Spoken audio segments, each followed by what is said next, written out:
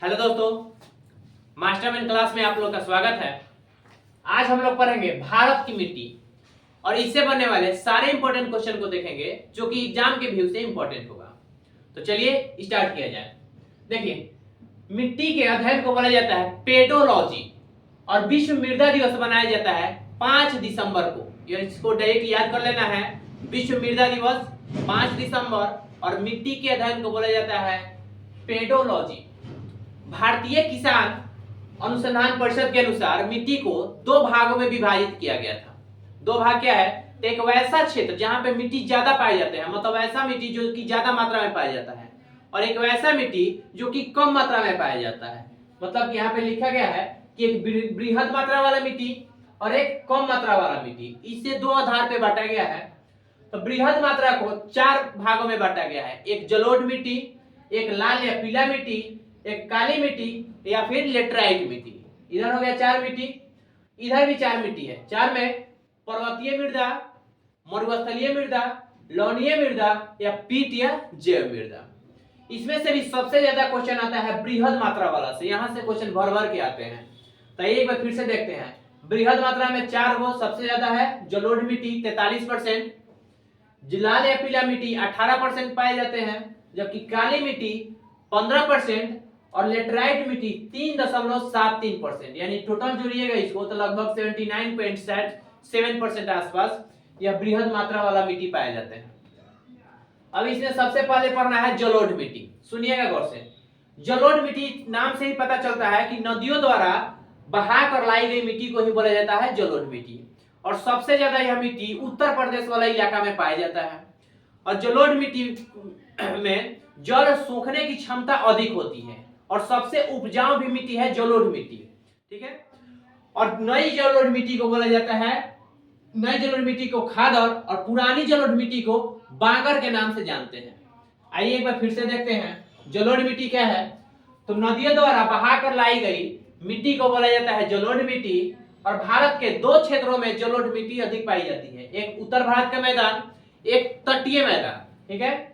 और सर्वाधिक उपजाऊ मिट्टी कौन है? तो जलोढ़ मिट्टी। और सर्वाधिक भूभाग पर पाई जाता है जलोढ़ मिट्टी ही, यानी कि 43% भूभाग पे जलोढ़ मिट्टी पाई जाती है। और सबसे ज्यादा पाया जाता है कहां? तो उत्तर प्रदेश में। और पुरानी जलोढ़ मिट्टी को क्या बोलते हैं? तो बांगर। और नवीन जलोढ़ मिट्टी को बोला जाता है खादर। यहां तक समझ गए? थोड़ा सा और देखिएगा। जैसे कि जलोढ़ मिट्टी में पोटास की बहुलता होती है एवं नाइट्रोजन, फास्फोरस और ह्यूमरस की कमी होती है। किसका मात्रा अधिक होता है? तो जलोढ़ मिट्टी में पोटास की बहुलता होती है, मतलब अधिक होती है। वही कमी होता है नाइट्रोजन का, फास्फोरस की और ह्यूमरस की कमी होती है।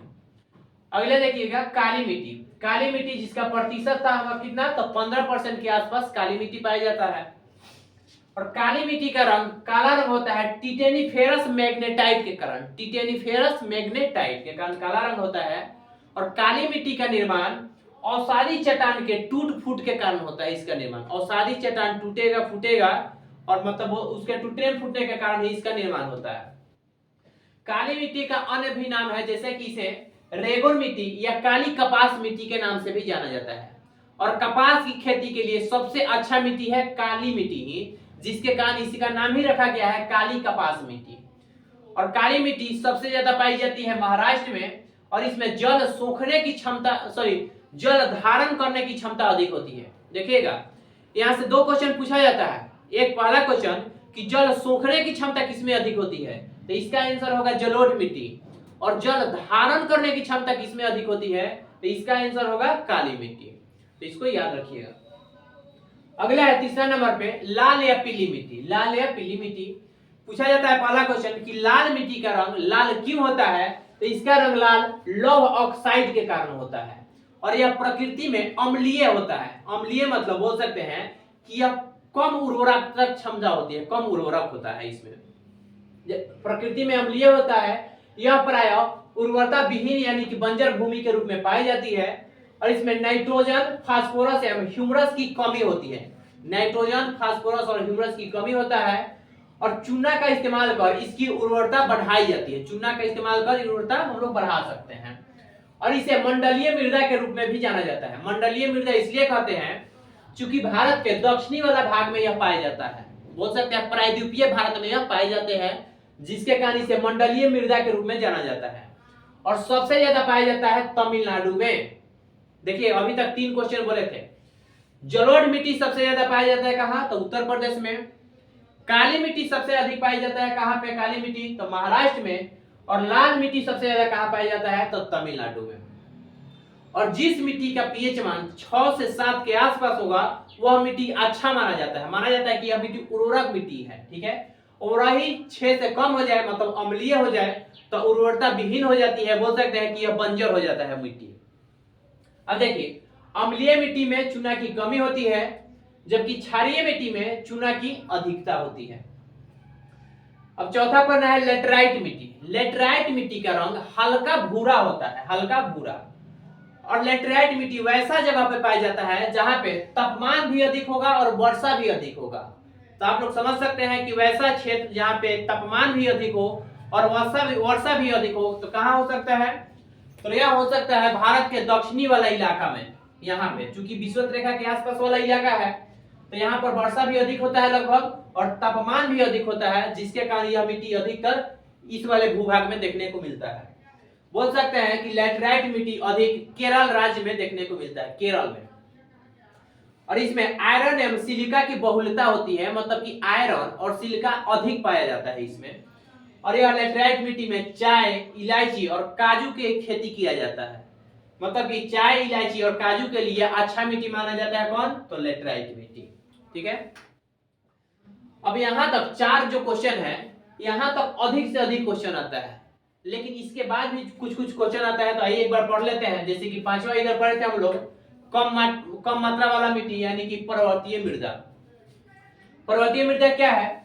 तो वैसा क्षेत्र जहां पे पर्वत वाला इलाका है, या फिर बोल सकते हैं कि इसका विस्तार, पर्वतीय मृदा का विस्तार उत्तरी पूर्वी राज्य में देखने को मिलता है। उत्तरी पूर्वी राज्य क्या है? तो ऊपर वाला इलाका, यहां से यहां तक बोल सकते हैं। किस वाले इलाका में? यानी कि लद्दाख में, जम्मू कश्मीर, हिमाचल प्रदेश, उत्तराखंड, सिक्किम और अरुणाचल प्रदेश, इस वाले इलाका में पर्वतीय मृदा देखने को मिलती है, ठीक है। और मुख्य तौर पर इसमें चाय एवं कहवा की खेती किया जाता है। पर्वतीय मृदा में चाय और कहवा की खेती किया जाता है। 6ठा नंबर पे है मरुस्थलीय मृदा। नाम से ही समझ में आता होगा कि मरुस्थलीय मृदा यानी कि मरुस्थलीय वाला इलाका में पाया जाता होगा। और इसका विस्तार राजस्थान, गुजरात और पंजाब क्षेत्र में देखने को मिलता है। मुख्य तौर पर उस फसल की खेती होती है इसमें जिसमें पानी की आवश्यकता बहुत कम हो, ठीक है।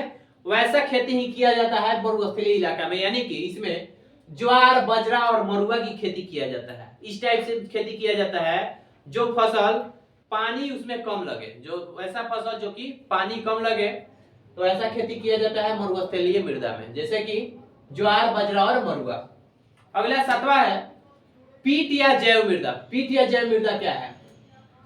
तो यह वैसा क्षेत्र में पाया जाता है जहां पे समुद्र से सटा हो राज्य, समुद्री सटा राज्य, यानी कि देखिए जैसे कि सपोज दैट यह भारत है, तो भारत के यहाँ पे समुद्र से सटा हुआ है, और समुद्र का पानी एक बार उठता है एक बार गिरता है, जिसे हम लोग ज्वार भाटा के नाम से जानते हैं।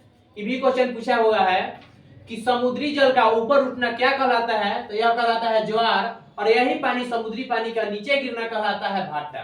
तो वैसा क्षेत्र जहां पे ज्वार भाटा आता है वहां पे देखने को मिलता है पीट या जैव मृदा। और तीसरा 8वां है लवणीय मृदा। लवणीय मृदा क्या है? तो लवणीय मृदा वैसा क्षेत्र जहां पे अधिक फसल सिंचाई किया जाता है, अधिक मतलब कि फसल उपजाने के लिए अधिक सिंचाई किया जाता है, अधिक खाद डाला जाता है, जिसके कारण वहां का मिट्टी लवण हो जाता है, लवणीय मृदा हो जाता है। तो अधिक पानी हरदम डालेंगे तो वहां का मिट्टी का ऊपर वाला परत लगभग छिछला हो जाता है, वहां का लवणता सब चीज दह जाता है और वह मिट्टी लवण हो जाती है। इसे ही बोलते हैं लवणीय मृदा। देखिएगा, और लवणीय मृदा इसे रे कॉलर या ऊसर के नाम से भी जाना जाता है। रे कॉलर और ऊसर के नाम से भी जानते हैं। और जहां पर पाया जाएगा वहां पे जहां पे फसलों के अधिक उत्पादन हेतु अधिक सिंचाई किया जाता है, और अधिक सिंचाई के कारण भूमि के उर्वरक तत्व निक्षालन हो जाता है, यानी कि दह जाता है, जिसके कारण भूमि लवणीय हो जाती है। तो यह टोटल हो गया आप लोग का मृदा से संबंधित। इसमें से भी सबसे ज्यादा क्वेश्चन आता है यहाँ इस वाला इलाका से। आइए एक बार जो जो इंपॉर्टेंट क्वेश्चन है फिर से देखते हैं स्पीड में। देखिएगा, विश्व मृदा दिवस कब मनाते हैं? तो 5 दिसंबर। मिट्टी के अध्ययन को क्या बोलते हैं? तो पेडोलॉजी। उसके बाद पृथ्वी पर सबसे अधिक मात्रा में कौन सा मिट्टी पाई जाती है? तो जलोढ़ मिट्टी। और जलोढ़ मिट्टी किसे कहेंगे? तो नदियों के द्वारा बहाकर लाई गई मिट्टी को बोलते हैं। और पानी धारण करने की क्षमता किसमें अधिक होती है? धारण करने की क्षमता पूछा जा रहा है तो काली मिट्टी में। और पानी सोखने की क्षमता किसमें ज्यादा होगी? तो जलोढ़ मिट्टी में। उसके बाद सर्वाधिक उपजाऊ मिट्टी कौन है? तो जलोढ़ मिट्टी। सर्वाधिक भूभाग पर कौन सी मिट्टी पाई जाती है? तो जलोढ़ मिट्टी ही। और जलोढ़ मिट्टी का विस्तार सबसे ज्यादा कहां पे है? तो उत्तर प्रदेश में। और पुरानी जलोढ़ मिट्टी को किस नाम से जानते हैं? तो बांगर। और नई जलोढ़ मिट्टी को किस नाम से जानते हैं? तो खादर बोला जाता है। और जलोढ़ मिट्टी में पोटास